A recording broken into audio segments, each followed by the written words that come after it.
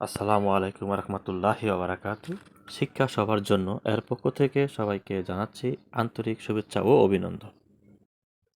আজকে আমি পঞ্চম শ্রেণীর গণিত বইয়ের 10 পৃষ্ঠা থেকে ভাগ অঙ্কের খালি ঘর কীভাবে পূরণ করতে হয় তা দেখিয়ে দেব।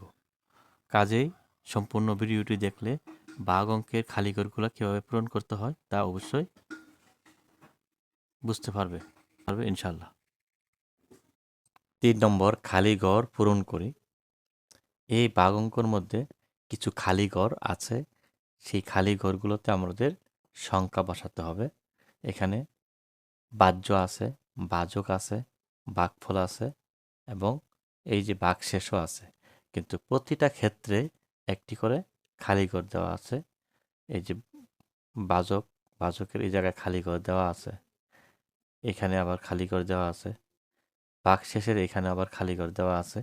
আমরা এখন এই খালি ঘরগুলোতে কিভাবে সংখ্যা বসাবো তা বের করব।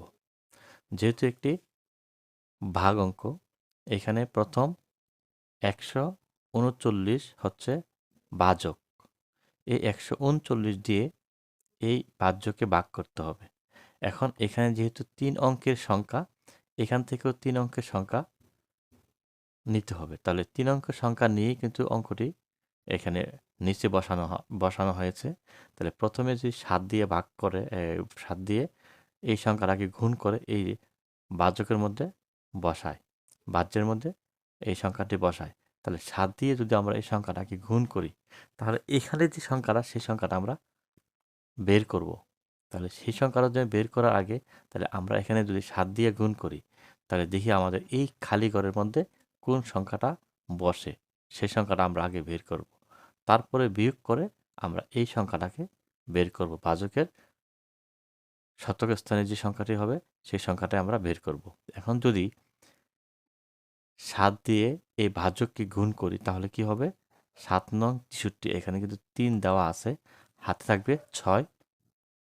7 দিয়ে 3 দিয়ে গুণ করে 3 7 21 আর 6 27, এখানে 7 দেওয়া আছে, হাতে 2 আছে। 7 একে 7, 7 একে 7 আর 2 হচ্ছে 9। তাহলে এইখানে আমরা 9 বসাতে পারি। যেহেতু এই সংখ্যাটা আমরা গুণ করলেই সংখ্যাটাকে পাবো। ভাগফলকে ভাজক দ্বারা গুণ করলে আমরা এই সংখ্যাটা পাবো। দেখি তাহলে আমরা এখানে 9 বসাবো। তাহলে আমরা এখানে যদি 9 বসাই তাহলে কি হচ্ছে? এখন আমরা বিয়োগ করব। যদি আমরা বিয়োগ করি তাহলে এখানে 5 থেকে 3 গেলে 5 থেকে 3 বিয়োগ করলে থাকবে এখানে 2। তাহলে আমরা এখানে 2 বসাতে পারবো। এখন এই সংখ্যাটাতে তাহলে আমরা আগে 5 থেকে 3 গেলে এখানে 2 বসবে।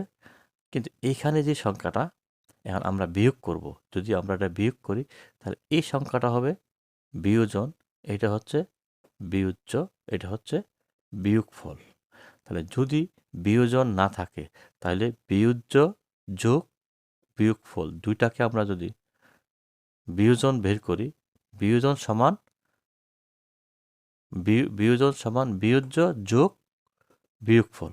তাহলে 7 এবং 2কে যোগ করলে যত হবে এই সংখ্যাটা এখানে তত হবে।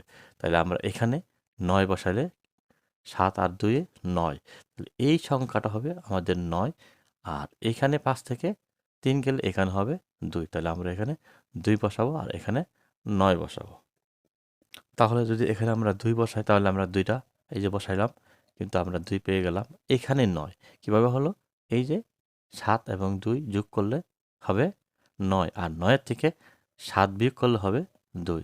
তাহলে আমরা এই যে সংখ্যাটাও পেলাম, এই সংখ্যাটাও পেলাম এবং বিয়োগ করে এই যে 2 পেলাম। তাহলে এখন আসতেছে কত? 223। এখানে আছে 139। 139 মধ্যে এখন 139 223 মধ্যে আমরা কতবার যা আমরা সেটা নির্ণয় করি। 2 বার দিলে হবে 200, আর 39 দোকানে হবে 78। তাহলে এখন 9 দোকানে 18 হচ্ছে না, তাহলে আমরা একবার দিতে হবে। তাহলে যেখানে এখানে একবার দিছে, যদি এখানে এই 1 দিয়ে এটাকে গুণ করি তাহলে হবে 1 3 9। তাহলে আমরা এখানে 9 বসাবো। তাহলে আমরা এখানে 9 বসালাম। তা এখন আমরা বিয়োগ করব এই সংখ্যাটা থেকে, এই যে এই সংখ্যাটা আমরা এখন বিয়োগ করব।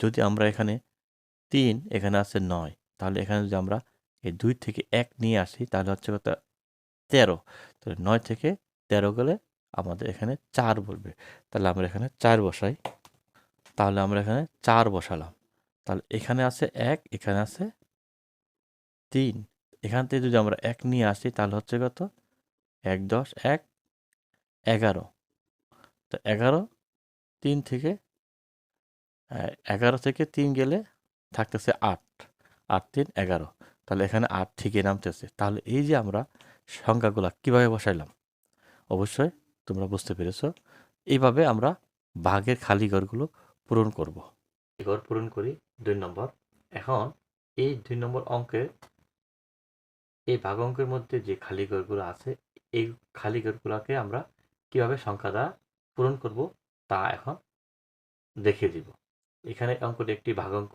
যেহেতু এখানে ভাগফল আছে বাহ্য আছে ভাজক আছে এবং এদিকে ভাগশেষও আছে এই সংখ্যাগুলো বাহ্যের সংখ্যাগুলো এখানে ভাগফলের সংখ্যা নাই এই খালি ঘর সংখ্যা আমরা বসাবো যেহেতু এখানে ভাগফল দেওয়া আছে এখানে বাহ্য দেওয়া আছে তাহলে এই ভাগফল আছে ভাজক আছে তাহলে আমরা এই ভাজক দিয়ে গুণ করে দেখব এখানে কোন সংখ্যা বসে তাহলে যেহেতু ভাগফল 6 দেওয়া আছে তাহলে অবশ্যই 5কে 6 দিয়ে গুণ করে এখানে সংখ্যাটা বসানো হয়েছে 5কে 6 দিয়ে গুণ করলে 5 6 30 তাহলে এখানে 30-এর শূন্য হবে যেহেতু বিয়োগ করে আবার কিন্তু 7 থেকে শূন্য থেকে 7 বিয়োগ করলে 7 থাকে তাহলে এখানে অবশ্যই 5 6 30 শূন্য বসবে তাহলে এখানে আমরা শূন্য বসাবো তাহলে এখানে আমরা শূন্য বসালাম এখন এই 6 দিয়ে এই 2কে গুণ করি তাহলে 6 দোকানে 12 আর 3 15 তাহলে 15 5 হাতে আমাদের 1 থাকবে